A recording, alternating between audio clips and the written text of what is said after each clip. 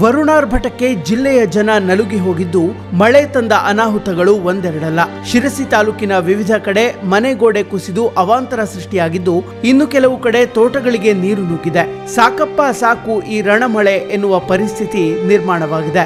ವರುಣಾರ್ಭಟಕ್ಕೆ ಶಿರಸಿ ತಾಲೂಕಿನ ಹಲವು ಕಡೆ ವರುಣ ಅವಾಂತರ ಸೃಷ್ಟಿಸಿದ್ದು, ಜನ ಆತಂಕದಲ್ಲೇ ದಿನದೂಡುವ ಪರಿಸ್ಥಿತಿ ಬಂದೊದಗಿದೆ. ಇಸಳೂರು ಗ್ರಾಮ ಪಂಚಾಯಿತಿ ವ್ಯಾಪ್ತಿಯ ದೇವನಿಲಯದಲ್ಲಿ ಮನೆಯೊಂದರ ಮೇಲ್ಛಾವಣಿ ಮತ್ತು ಗೋಡೆ ಕುಸಿತಗೊಂಡಿದೆ. ಸಾವಿತ್ರಿ ನಾರಾಯಣ್ ಮೊಗೇರ್ ಎನ್ನುವವರಿಗೆ ಸೇರಿದ ಮನೆ ಇದಾಗಿದ್ದು, ಮಧ್ಯರಾತ್ರಿ ಸುಮಾರಿಗೆ ಮನೆಯಲ್ಲಿ ಎಲ್ಲರೂ ಮಲಗಿದ್ದ ವೇಳೆ ಈ ದುರ್ಘಟನೆ ಸಂಭವಿಸಿದೆ. ಅದೃಷ್ಟವಶಾತ್ ಯಾರಿಗೂ ಗಾಯಗಳಾಗಿಲ್ಲ.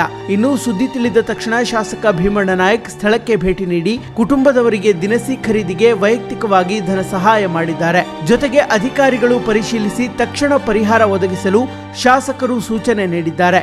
ಇನ್ನು ಗ್ರಾಮ ಪಂಚಾಯತ್ ಸದಸ್ಯ ನವೀನ್ ಶೆಟ್ಟಿ ಸೇರಿದಂತೆ ಗ್ರಾಮಸ್ಥರು ಸಂತ್ರಸ್ತ ಕುಟುಂಬಕ್ಕೆ ಧನ ಸಹಾಯ ಮಾಡಿದ್ದು, ಜೊತೆಗೆ ಅಗತ್ಯವಿರುವ ಆಹಾರ, ಬಟ್ಟೆಗೆ ಹಣ ನೀಡಿ ಮಾನವೀಯತೆ ಮೆರೆದಿದ್ದಾರೆ.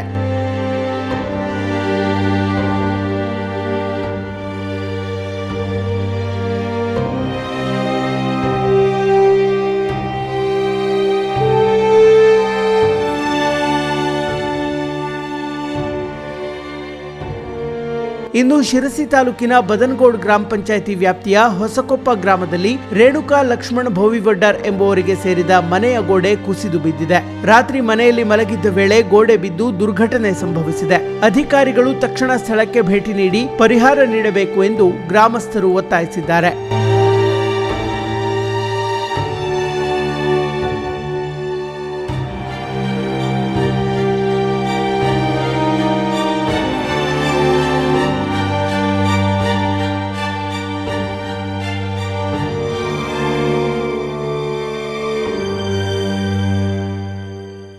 ಇನ್ನು ಬರೂರು ರಸ್ತೆಯಲ್ಲಿರುವ ಶೇಡಿಕುಳಿ ಬಸ್ ನಿಲ್ದಾಣದ ಸಮೀಪ ಕರೆಂಟ್ ಲೈನ್ ಮೇಲೆ ಮರ ಬಿದ್ದು ರಸ್ತೆ ಬ್ಲಾಕ್ ಆಗಿದೆ. ಜೋರಾಗಿ ಬೀಸಿದ ಗಾಳಿಗೆ 2 ಮರಗಳು ವಿದ್ಯುತ್ ತಂತಿ ಮೇಲೆ ಬಿದ್ದು ವಾಹನ ಸಂಚಾರ ಅಸ್ತವ್ಯಸ್ತಗೊಂಡಿದೆ. ಒಟ್ಟಾರೆ ವರುಣನ ಅಬ್ಬರಕ್ಕೆ ಶಿರಸಿ ತತ್ತರಿಸಿ ಹೋಗಿದ್ದು, ಸಾಕಷ್ಟು ಹಾನಿ ಸಂಭವಿಸಿದೆ.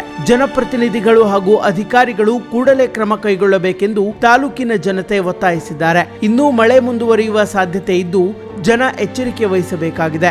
ಏನಾದರೂ ಅವಘಡಗಳು ಸಂಭವಿಸಿದಲ್ಲಿ ಸ್ಥಳೀಯ ಆಡಳಿತಕ್ಕೆ ತಿಳಿಸಲು ಕೋರಲಾಗಿದೆ.